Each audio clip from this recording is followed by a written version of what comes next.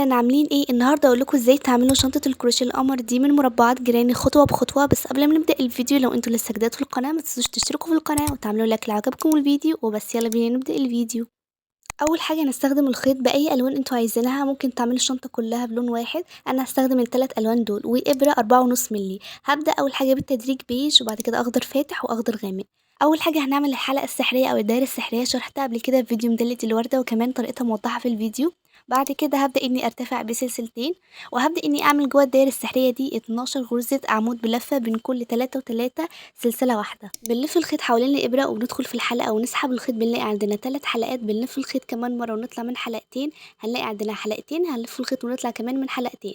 هنبدا ان احنا نعمل 12 غرزه بين كل 3 و3. هنرتفع بسلسله واحده بس. يعني دلوقتي انا عملت اول 3 غرز عمود بلفه وارتفعت بسلسله، وبدات اني اكمل الثلاثه اللي بعديهم كمان.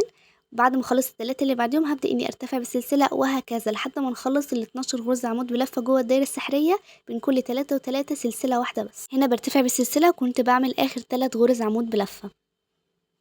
بعد ما نخلص كل الغرز بيبقى فيه كده فتحات صغيره او فجوات، ده نتيجه السلسله اللي احنا كنا مرتفعينها. هنبدا ان احنا نشد الطرف الصغير من الخيط عشان نجمع كل الغرز على بعضها، ونبدا ان احنا ندخل الابره في اول غرز خالص احنا اشتغلناها وهنعمل فيها غرزه منزلقه. وده اول راوند خلص معانا. دلوقتي انا هغير الخيط، هقولكوا ازاي تغيروه. بتقصوا طرف الخيط القديم وبتجيبوا طرف الخيط الجديد، طرف قصير وطرف طويل، وبتسحبوه كده بالسناره بتاعه الابره وتدخلوه في الحلقه، وبنربط الطرفين بتاع الخيط الجديد والقديم ببعض وبنقص الزوايد.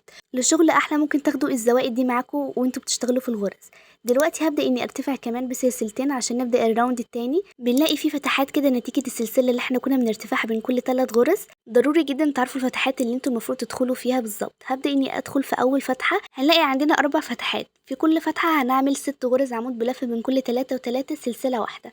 انا في اول فتحه عملت فيها 3 بس، وبعد كده رحت على الفتحه اللي بعديها، لان الفتحه الاولى دي هرجع لها تاني في اخر الراوند، فهعمل فيها 3 كمان عشان يكون عندنا 6 في الاخر.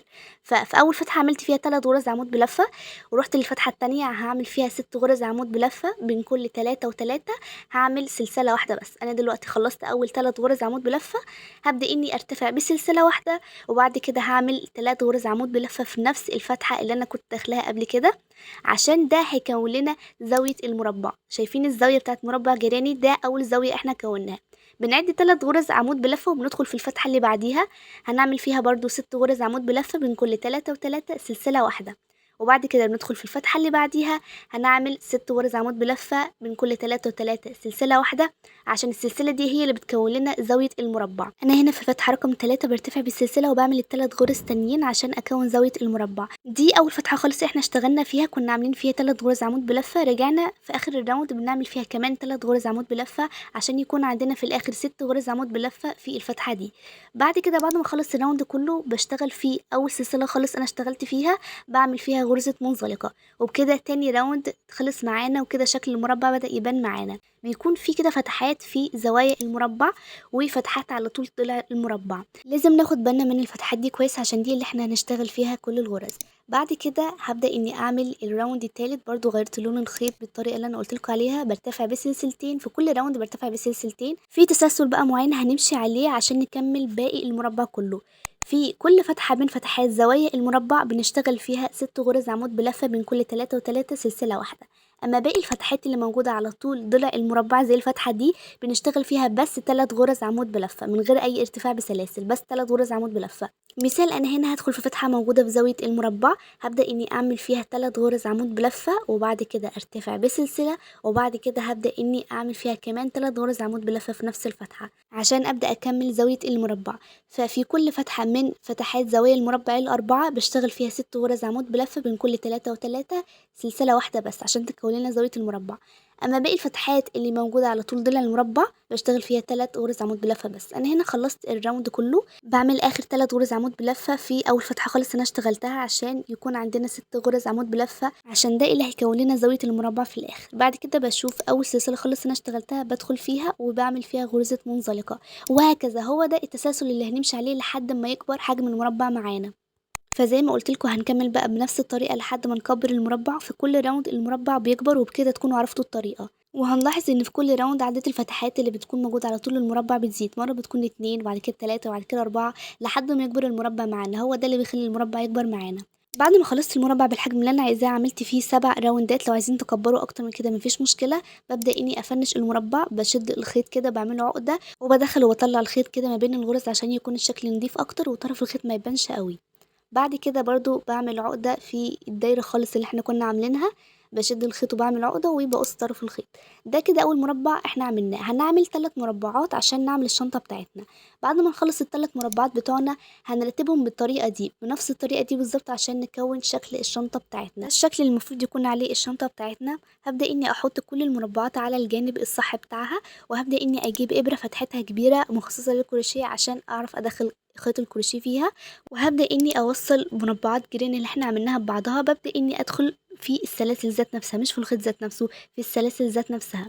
بدخل الخيط كله، بسيب كده طول كويس من الخيط عشان يكفي معانا، وببدأ إني أسيب طرف قصير خالص في الآخر عشان أربطه بطرف الخيط الطويل، وببدأ إني أدخل الخيط كده ما بين السلاسل زي ما انتم شايفين بنفس الطريقة. الطريقة سهلة جدا. كل الموضوع اللي احنا بس بنوصل المربعات دي ببعضها كأننا بنخيطها كده، بس بندخل الخيط ما بين الغرز. بعد ما خلصت ربط وخيطة اول جزء انا بعمله، ببدأ اني اكون شكل الشنطة كده زي ما انا عايزاه، وهبدأ اني برضو اربطه واخيط الشنطة من هنا بنفس الطريقة اللي احنا كنا عاملين بيها قبل كده.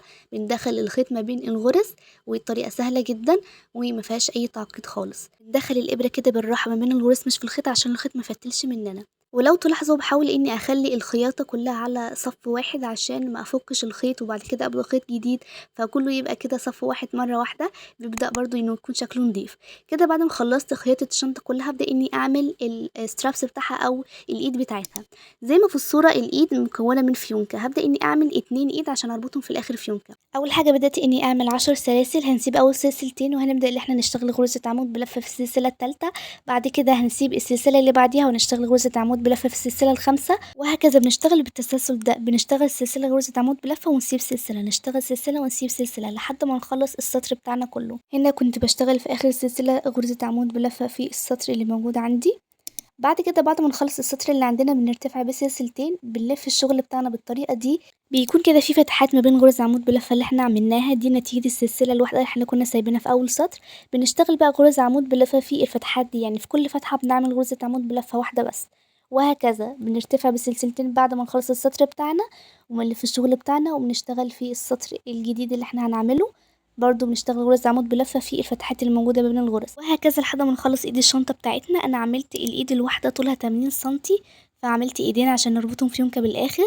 كل واحدة طولها 80 سنتي. هبدأ اني اجيب الشنطة اللي احنا عملناها واخيط الايد دي في الشنطة ذات نفسها. هبدأ اني احدد مكان الخياطة بالظبط اللي هخيط بيها ايد الشنطة بالشنطة ذات نفسها، وببدأ اني اجيب الابرة والخيط اللي فيها وابدأ اني اخيط الايد دي بالشنطة باحكام جدا، يعني اخيط فيها اكتر من مرة عشان تكون ماسكة نفسها جامد. وبعد كده بجيب الايد التانية وبخيطها في الشنطة، وبجيب الايدين بتوع الشنطة واربطهم كده على شكل فيونكة زي ما كان موجود في الصورة. وعشان نقدر نقفل الشنطة هبدأ اني اعمل اربطة في الاماكن دي. هبدأ اني ادخل الابرة في المكان اللي انا عايزة اعمل فيه الرباط، وببدأ اني اسحب الخيط كده بالسنارة بتاعة الابرة. هبدأ اني اعمل عدد من السلاسل، عملت 30 سلسلة.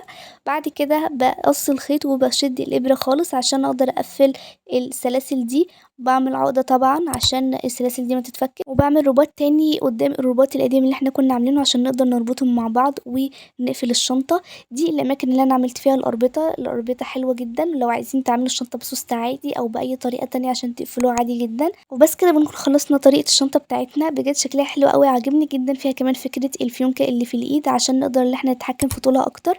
لو عجبكم الفيديو متنسوش تعملوا لايك، وبحبكم جدا واشوفكم في الفيديو الجاي ان شاء الله. باي باي.